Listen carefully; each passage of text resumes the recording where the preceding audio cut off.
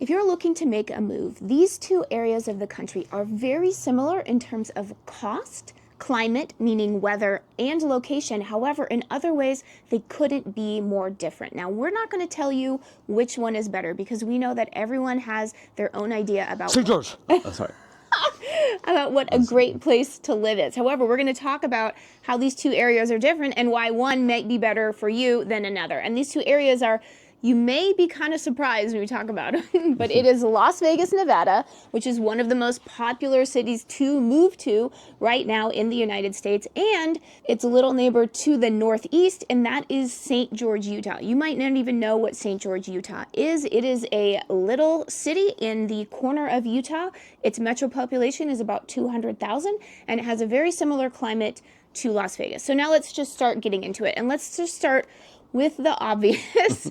And that is Las Vegas is Sin City, right? I mean, it is known throughout the world for its nightlife, right? I mean, you're going to get some of the best nightlife there than any place in the entire world. And Utah is much different than that. I mean, I guess we could just talk about kind of like the alcohol laws here Compared to Las Vegas. I mean, so, Las Vegas is Sin City.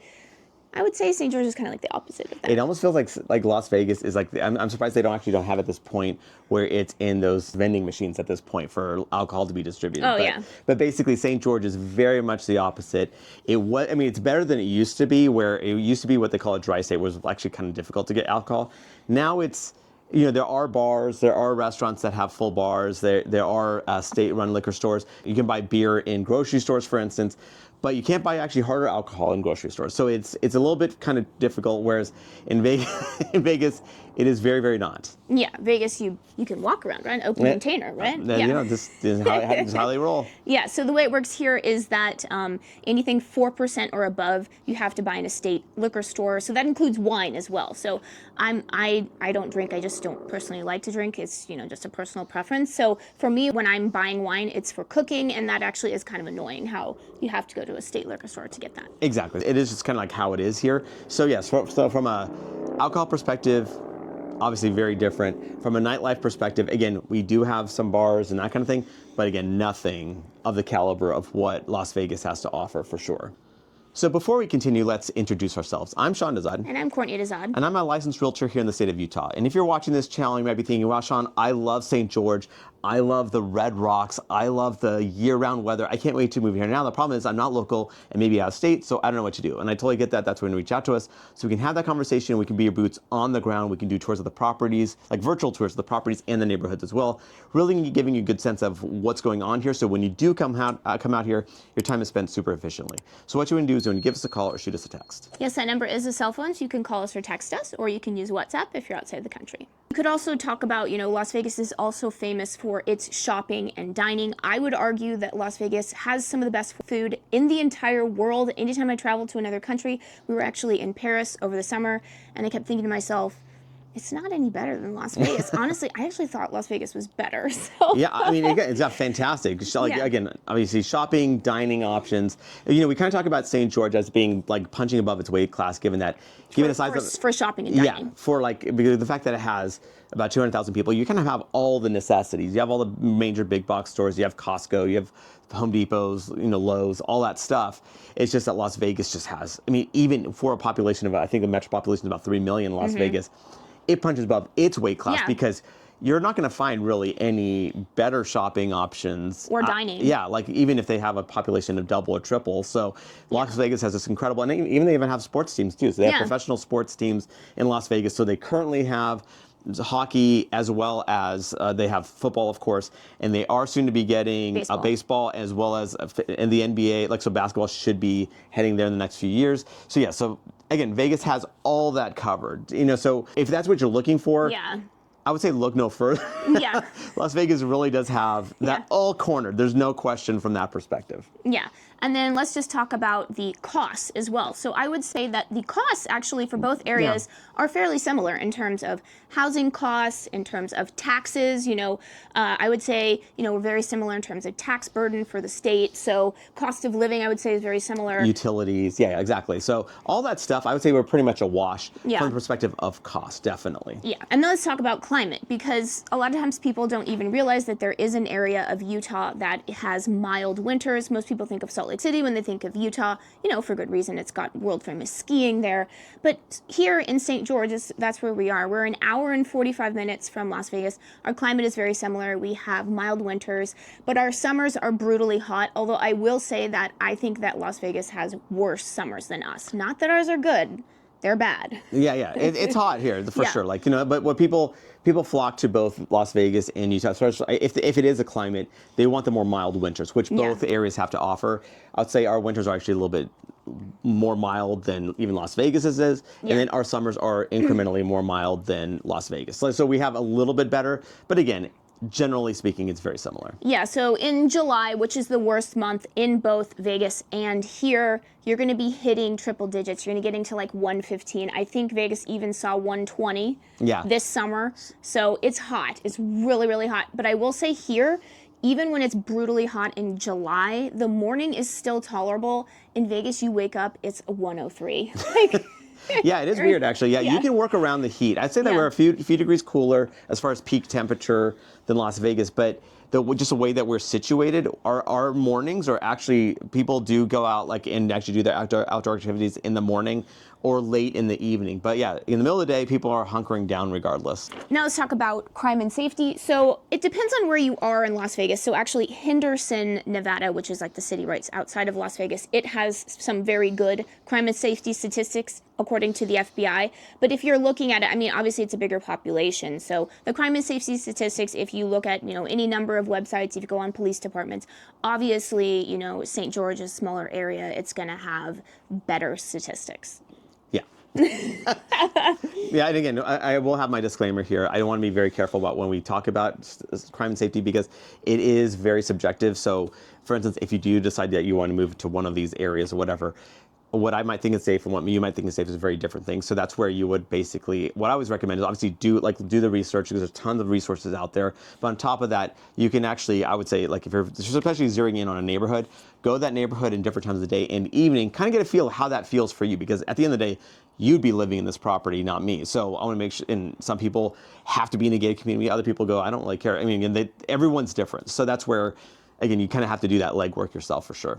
So now let's talk about education. If you have a family and you're thinking about where you want to move. So Utah ranks very, very high in education. So U.S. News and World Report actually recently had a big ranking that they released. And Utah was actually ranked as the #1 state to live, according to U.S. News and World Report. And Nevada was number 33. And in terms of education, so Utah is ranked number 2 in the entire country, and education for Nevada is ranked number 37 out of all 50 states.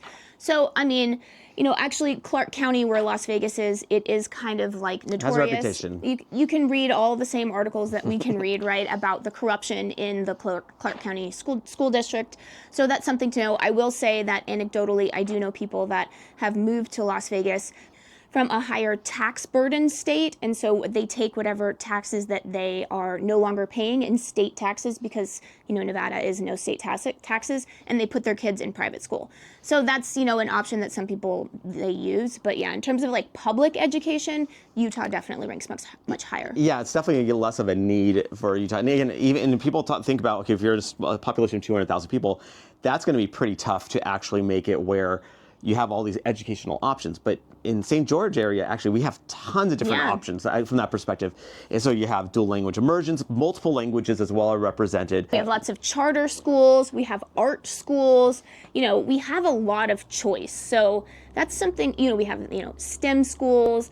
We have GATE schools. There's a lot of choice here. Which is kind of surprising for, again, that small of a population. Yeah, for that small of a population. And then there is a very large homeschool community here. So there are a lot of parents that decide, they want to do homeschool, but it's not like their kid is going to be alone, right? There's big groups of kids, so they're not going to grow up, without any social interaction or anything like that. Yeah. So. And then in terms of universities, both areas, Las Vegas and here, St. George, we both have Division I universities. They have UNLV, we have Utah Tech, so. Yeah. Now, in terms of economy, both Nevada and Utah rank very high in terms of economy. Both states tend to be known, to be business friendly.